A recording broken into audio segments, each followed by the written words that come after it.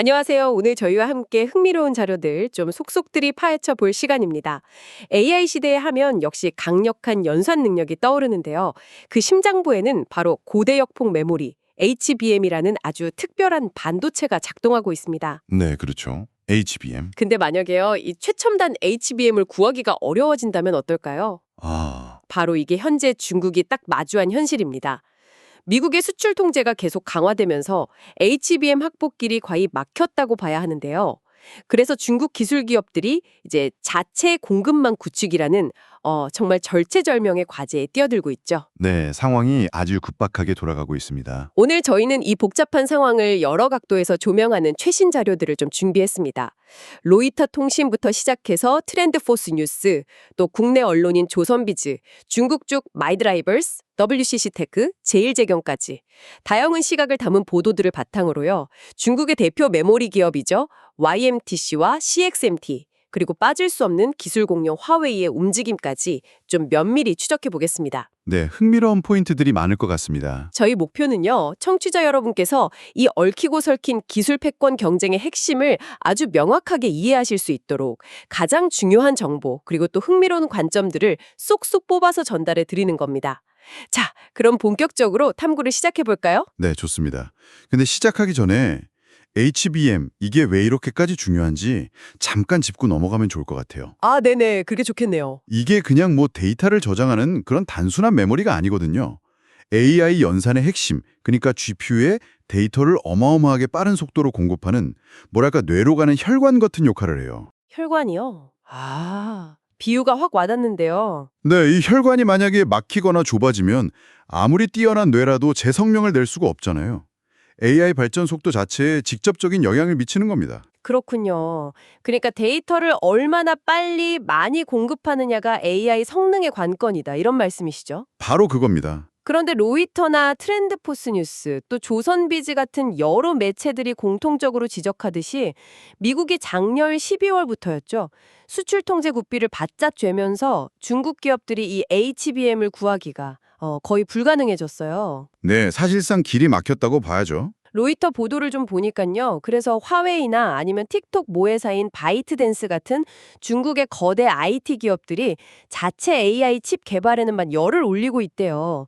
그런데 정작 그 칩에 꼭 필요한 HBM이 부족해서 그야말로 발목이 잡힌 상황이다. 이런 분석이 나오더라고요. 그렇죠. 칩만 있으면 뭐합니까? HBM이 없으면 무용지물인데요. 심지어 WCCF 테크나 트렌드포스 뉴스에서는 이들 기업이 그동안 비축해둔 HBM 재고마저도 이제 거의 바닥을 드러내고 있다. 이런 관측까지 제기하고 있습니다. 상황이 얼마나 절박한지는 그 조선비즈가 파이낸셜 타임스를 인용해서 보도한 내용에서도 좀 엿볼 수 있는데요. 어떤 내용인가요? 중국 고위관리가 미국 재무장관한테 직접 이 HBM 수출 제한 좀 완화해다가 이렇게 요청했다는 거예요.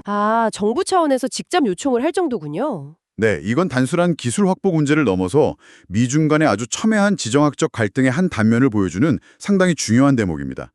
국가 차원에서 AI 기술 확보가 정말 시급한 과제라는 걸 딱 보여주는 거죠. 이런 절박한 상황 속에서 진짜 좀 뜻밖의 움직임이 감지되고 있습니다. 네, 어떤 거죠? 바로 중국의 대표적인 낸드 플래시 메모리 강자 YMTC 있잖아요. 양지 메모리 테크놀로지스. 이 회사가 D램, 특히 HBM 시장에 뛰어들 채비를 하고 있다는 소식입니다. 오, YMTC가요? 네, 로이터하고 트렌드포스 뉴스가 이 소식을 아주 비중 있게 다뤘더라고요. 낸드 전문 기업이 갑자기 HBM이라니? 이건 정말 파격적인 전환 아닌가요? 와, 그렇죠. 낸드하고 D램은 사실 기술적으로 상당히 다른 분야거든요. 그런데 YMTC가 HBM 생산의 핵심 기술 중 하나인 실리콘 관통 전극, TSV라고 하죠. 네, TSV 들어봤습니다. 그 기술 개발에 나섰다는 보도가 지금 나오고 있습니다. 여러 매체에서 언급하듯이 이게 뭐냐면 여러 개 D램 칩을 아파트처럼 수직으로 쭉 쌓아 올릴 때 각 층을 연결하는 아주 작은 통로 같은 기술이에요. 이걸 확보 못하면 HBM 생산 자체가 아예 불가능합니다. 단순한 그냥 하겠다는 선언이 아니라 구체적인 핵심 기술 개발까지 나섰다. 이 말씀이시군요. 네, 맞습니다. YMTC의 행보는 여기서 그치지 않아요. 로이터, 트렌드포스 뉴스, 그리고 제일제경 보도를 종합해보면요. YMTC가 최근에 우한에 세 번째 공장을 짓기 위해서 등록 자본금만 207억 위안, 우리 돈으로 하면 거의 4조 원에 달하는 신규 법인을 설립했어요. 4조 원이요? 와, 규모가 엄청나네요. 그렇죠. 로이터는 소식통을 인용해서 이 새로운 공장의 일부가 D램, 특히 HBM 생산 라인으로 활용될 가능성이 아주 크다고 보고 있습니다. 근데 좀 이상한 게 YMTC는 이미 2022년부터 미국의 제재 명단, 그 엔티티 리스트에 올라 있지 않습니까? 맞아요. 제재 대상이죠. 로이터 보도처럼 미국의 수출 탕지 대상인 기업이 이렇게 대규모 투자를 감행하면서 신사업에 뛰어든다는 게 상당히 대담해 보이는데요. 어떻게 가능한 거죠? 바로 그 점이 이 사안의 핵심입니다. 미국의 제재에도 불구하고 YMTC가 이런 움직임을 보인다는 건 그만큼 중국 정부의 아주 강력한 지원과 의지가 뒷받침되고 있다. 이렇게 해석할 수밖에 없죠. 아하, 정부 지원이군요. 네, 제일제경하고 이카이 글로벌 보도를 보면요. YMTC 모회사인 칭화유니그룹 산하의 장존그룹이라는 곳이 있는데 여기가 최근 구조조정을 거쳐서 주식회사로 전환했고요. 기업 가치가 무려 1,600억 위안 이상으로 평가받으면서 중국 유니콘 기업 탑10 안에 들었습니다. 1,600억 위안. 네, 게다가 제일제경은 올해 4월하고 7월에 직원 지주회사를 포함해서 총 1,000억 위안, 우리 돈으로 약 1조 8천억 원 이상의 투자 유치에도 성공했다고 전했어요. 와. 이런 막대한 자금 조달 능력 자체가 사실 국가적인 지원 없이는 설명하기 좀 어려운 부분이죠. 제재 속에서도 어떻게든 활로를 찾으려는 그야말로 필사적인 노력의 일환으로 보입니다. 그러니까 YMTC의 HBM 도전은 단순한 기업 차원을 넘어서 거의 국가적인 프로젝트 성격을 띠고 있다. 이렇게 봐야겠군요. 그렇죠. 그렇게 볼 수 있습니다. 그런데 YMTC만 HBM 개발에 나선 건 아니죠. 다른 회사들도 있잖아요. 그렇습니다. YMTC가 이제 막 뛰어든 새로운 도전자라면 이미 HBM 개발을 진행 중인 기존 강자도 있어요.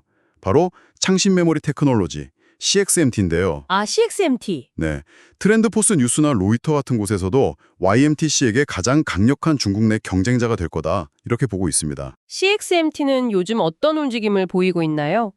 조선비즈 보도를 보니까 한동안 좀 주춤했던 대규모 설비 투자를 최근에 다시 시작했다 이런 얘기가 있더라고요. 네, 맞습니다. 목표는 최신 DDR5 D램 생산을 늘리는 것과 동시에 4세대 HBM이죠. HBM3 개발에 박차를 가하는 것이라고 합니다. 구체적으로는 어떤 계획인가요? 허페이에 있는 생산기지에 새로운 라인을 지금 짓고 있고요. 올해 3분기부터 관련 장비 주문에 들어갔다고 조선비즈는 전하고 있습니다. 내년까지 월 5만 장 규모의 HBM 생산 능력을 갖추는 게 목표라는데 월 5만 장이요? 이게 어느 정도 수준인가요? 감이 잘 안 오는데요. 월 5만 장이면 뭐 적은 규모는 아닌데요. 조선비즈 분석에 따르면 삼성전자나 SK하이닉스의 내년 예상 HBM 생산 능력하고 비교하면 약 20에서 25% 수준에 해당합니다. 아, 아직은 격차가 꽤 크네요. 네, 그렇죠. 아직은 차이가 큽니다. 하지만 중요한 것은 CXMT가 이미 1세대 HBM인 HBM2 개발은 완료했고 현재는 4세대인 HBM3 양산을 목표로 하고 있다는 점이에요. YMTC보다는 그래도 기술적으로는 좀 더 앞서 있는 상황이라고 할 수 있겠죠. 그럼 CXMT는 좀 순조롭게 진행되고 있는 건가요? 꼭 그렇지만은 않습니다. CXMT 역시 YMTC처럼 미국의 잠재적인 제재 대상이라는 위험을 늘 안고 있어요. 아, 거기도 마찬가지군요. 네, 조선비즈 보도처럼 미국 정부가 언제든 CXMT를 수출 통제 블랙리스트에 올릴 수 있다 이런 가능성이 계속 제기되면서 최첨단 외국 장비를 도입하는 데 좀 어려움을 겪고 있다는 분석이 나옵니다. 어떤 장비들이죠? HBM 생산에는 특히 그 극자외선, EUV 노광 장비 같은 최첨단 장비가 필수적인데요. 이걸 구하기가 지금 쉽지 않은 거죠. 기술 개발 의지는 강하지만 이 외부 환경의 제약이라는 아주 높은 벽에 부딪힌 형국입니다. YMTC와 CXMT, 이 두 메모리 전문 기업의 행보를 살펴봤는데 이제 또 다른 플레이어도 있죠. 바로 화웨이입니다. 화웨이 소식은 정말 좀 놀랍던데요. 아, 화웨이. 네. 이건 정말 주목해야 합니다. 네, 마이드라이버스 보도를 트렌드포스, 뉴스나 WCCF 테크 같은 여러 매체들이 인용하면서 큰 관심을 보였는데요. 화웨이가 자체 개발 AI 칩인 어센드, 중국어로는 셩텅, 승텅 시리즈죠. 이 칩의 향후 로드맵을 공개했는데 여기서 2026년 1분기에 출시할 어센드 950PR 칩에 자체 개발한 HBM을 탑재하겠다. 이렇게 공식 선언을 했습니다. 이야. 메모리 전문 기업도 아닌 화웨이가 직접 HBM까지 만들겠다고 나선 거죠. 이건 정말 대단한 선언입니다. 화웨이가 시스템 반도체 설계 능력이야 뭐 세계적인 수준이지만 메모리, 특히 HBM 같은 첨단 메모리 양산 기술은 완전히 다른 영역이거든요. 그렇죠. 완전히 다른 분야죠. 근데 이걸 자체적으로 해결하겠다. 이건 미국의 제재를 어떻게든 극복하려는 그야말로 초강수라고 볼 수 있습니다. 마일리 드라이버스 보도를 조금 더 보면요. 이 어센드 950PR 칩이 단순히 HBM만 탑재하는 게 아니에요.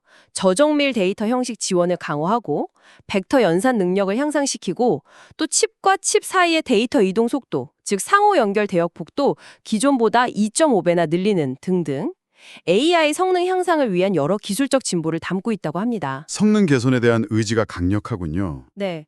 이미 오르프에 양산된 걸로 알려진 어센드 910C 칩만 해도 엔비디아의 주력 제품인 H100의 80% 수준 성능을 낸다는 평가를 받으면서 알리바바, 바이두, 텐센트 같은 중국의 인터넷 공룡들이 주요 고객사라고 하죠. 80% 수준이면 정말 대단한 건데요. 그런데 이런 화웨이의 약진은 또다시 미국의 강력한 견제를 불러왔습니다. 그렇죠. 가만히 보고만 있진 않겠죠. 네, 마이드라이버스 보도 내용처럼 미 상무부 산하 산업안보국 BIS가 5월에 새로운 지침을 내놓았는데 이게 상당히 강력합니다. 어떤 내용인가요?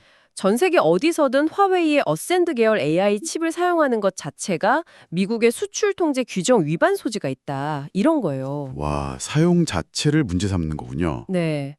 사실상 화웨이 칩의 글로벌 확산을 그냥 원천 차단하겠다는 의도로 해석될 수밖에 없죠. 기술 개발과 지정학적 압박이 정말 어떻게 딱 맞물려서 돌아가는지를 극명하게 보여주는 사례입니다. 정말 숨막히는 경쟁이네요. 들어보니 중국 기업들의 노력이 정말 대단하긴 한데 아까 말씀하신 것처럼 현실적인 어려움도 만만치 않아 보입니다. 특히 CXMT의 HBM 기술 수준이 아직 한국 기업들과는 좀 격차가 있다고 하셨잖아요. 네, 그 부분이 중요합니다. 조선비지 분석을 좀 더 자세히 보면요.